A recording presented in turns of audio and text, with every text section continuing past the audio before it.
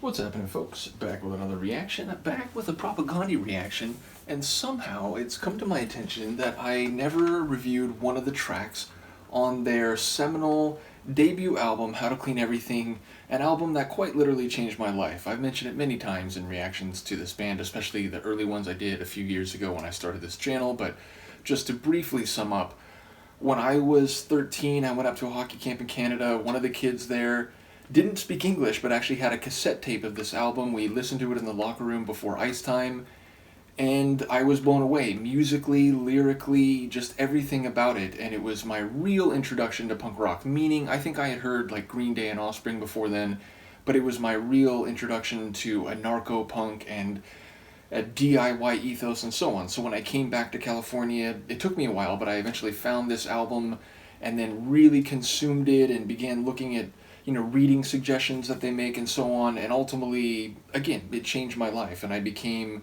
a punk, not just in terms of my music preference, but in terms of the ideas I was seeking out and the desire to find a way that didn't necessarily conform to political or cultural or social expectations and so on. And in that regard, it's a perfect lead in because we're going to listen to Hate, Myth, Muscle, Etiquette, a track that, again, I'm surprised that I never reacted to. I thought I had done the whole album. I think it's a really great song lyrically and also sonically, especially in the latter half when it goes into this interlude that's different than the first like 2/3 of the song and features the culmination of the ideas that are building over the course of the lyrics up to that point. But yes, as I said, this is a great exemplar of not only the writing on this album, but an indication that even when they were quite young, the writing for this band is fantastic. Now, people who know Propagandhi will know this album sonically is very far away from what they've become. Their sound is more mature, it's more metal influenced, it's more complicated, whereas this album is simpler sounding.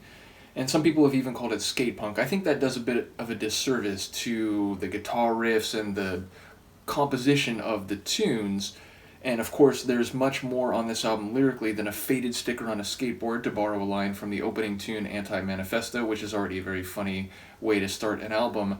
But yeah, the song speaks to the idea that people tend to fall into these patterns of behavior, whether they're set out before them by the forces of hate, the force and violence of muscle,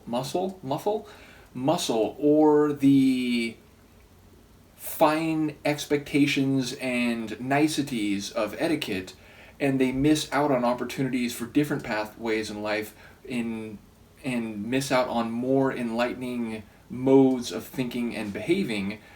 And then it talks about in the next verse how even if you can kind of see past those things, sometimes you might be suckered into complacency. You might just want comfort and peace, and you don't want to rock the boat because it'll cause problems for your own life. And so after saying in the first verse that sometimes people need a kick in the ass, and when you feel like you're falling into complacency or just accepting the status quo because it's easier, maybe you need a kick in the ass, it gets to the end and says, you know what, I think everybody needs a kick in the ass. Everybody needs to reflect, take stock of the way they think, the way they behave, look in the mirror and give yourself a good, hard, critical look. And then the conclusion that they arrive at is that the basis of change is educate, derived from discussion, engagement with other people, an ability to look past the idea of respect and to, or not look past, but an idea to talk about respect regardless of your national origin, of your sex, of your other like identifying features that might otherwise lead you to be tribal, and to realize that intellect is more important than re-elect. The idea that it's not about supporting one politician who's going to fix everything and make it better, but to really think about issues and to try to come up with common solutions. And embedded in that, and one of the lines I think specifically speaks to their anarcho-punk attitude, this idea that like, look, we don't need rules, we don't need to establish like literally you have to do this all the time. You just have to have some common sense and be willing to respect other points of view and be honest and self-critical with yourself. So I think maybe more than any other song on the album, it's perfectly indicative of the ideas they were bringing to the table even from their first album, even from a very young age. And I've already talked longer than the song is, so let's listen to it. This is Propagandhi. The track is Hate, Myth, Muscle, Etiquette from their 1993 album How to Clean Everything. Mark your point of failing begins where you can see. Hesitate, procrastinate, sedating, configure to impede your path. You need a good kick in the ass.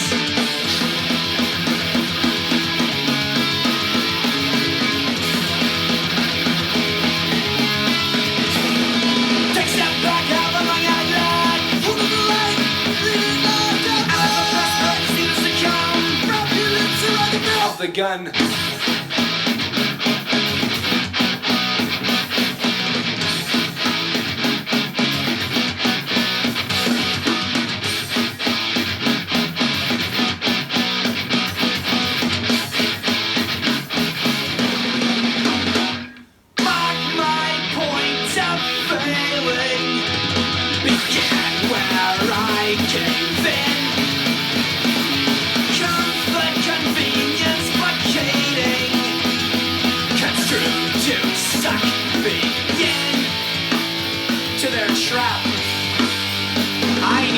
Kick in the ass.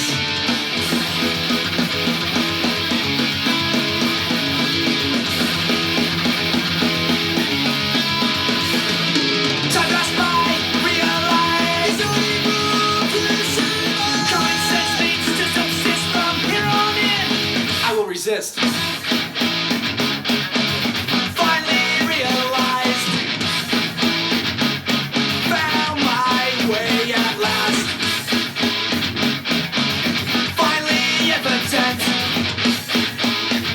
We all need a kick in the ass.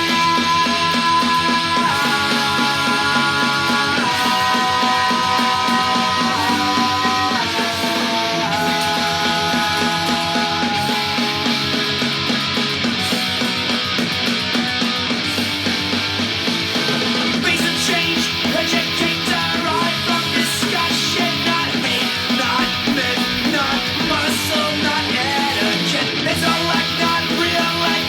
Status symbols yield due respect between sex, species, environment. Yup.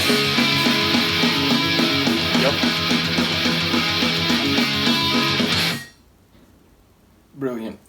So yeah, I forgot about the species comment, and again, from the very earliest songs they wrote, the idea of, not being callous and treating other species horribly just because they happen to not be human was a big feature of their work. And I think, they read Peter Singer and some other famous animal rights activists. So yeah, shout out to that element that I was forgetting in advance.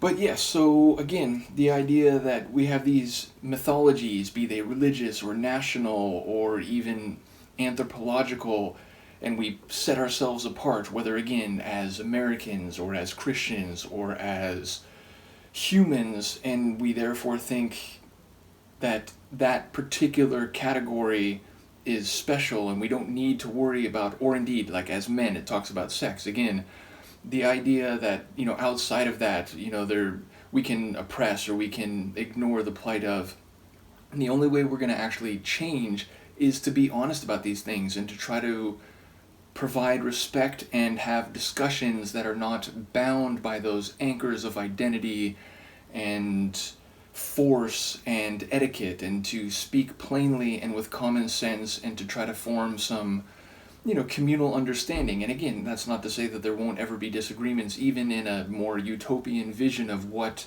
an anarcho-syndicalist commune might be like, but I think it's a very admirable sentiment, and I remember having a similar sort of revelation, in part in relation to this album, where, as a 13, 14-year-old, it was like, wait, I was growing up in this particular socio-cultural and geographical and religious environment, but that doesn't mean I need to be bound by those ideas and by those expectations, and that I can sort of forge my own path and identity and try to find like-minded individuals who can also look past, the use of force to impose submission, who can look past mythologies to maybe see the universe and the world for what it might be without those lenses on, and to look past etiquette just to be, nice for nice sake, and not understanding that there's a greater humanity that can come if we don't, play by somebody else's rules, or, only, criticize things that are okay to criticize, and so on. So I just think it's a really smartly written song, especially for guys that I think were like, if not teenagers, certainly in their early 20s. I don't know exactly how old they were. I suppose 93. Yeah, I don't know. Maybe they were like late teens, early 20s. But either way, I think it's a really excellent song, even today, lyrically. And again, even if musically it's very far away, I do like that the section where it sort of slows down and gets a little more serious. Like after the faster verse parts, I do like the post-chorus, I think it is. And, the first one's like instrumental, I forgot about that. And then when it comes back around the latter time, it's like, I know myself, and like I found the way at last. And it's, through, again, discussion, not just these old traditions of, force and violence and mythology. And it should be for everybody to discuss, not just people who are the sort of favored class, whether, again, that's based on, sex identity or national identity or species identity. So, yeah, I think it's a really great tune. I think it has a really great message. And even if they've evolved their sound a lot, I still think it's a rockin' track. So, apologies for talking so much. It happens a lot in these punk rock reactions, and maybe Propagandhi in particular, because I've been thinking about this album for more than 30 years now. So, in any case, let me know what you think, and I will see you next time. Peace.